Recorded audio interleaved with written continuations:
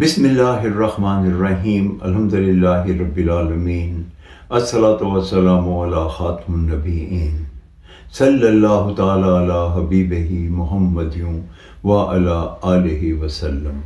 السلام علیکم ورحمۃ اللہ وبرکاتہ۔ میرے ناظرین و سامعین، میری آج کی حدیث صحیح مسلم شریف سے ہے۔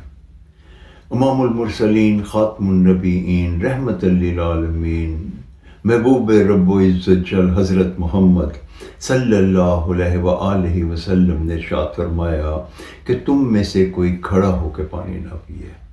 اس حدیث مبارکہ سے ہمیں اس چیز کی آگاہی ہوتی ہے کہ نبی کریم حضرت محمد صلی اللہ علیہ وآلہ وسلم نے ہمیں کھڑے ہو کر پانی پینے سے منع فرمایا۔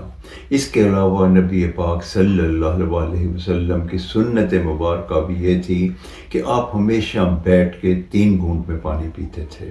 اللہ تعالی ہمیں نبی پاک صلی اللہ علیہ وسلم کی سنت پہ عمل کرنے کی توفیق عطا فرمائے، آمین یا رب العالمین۔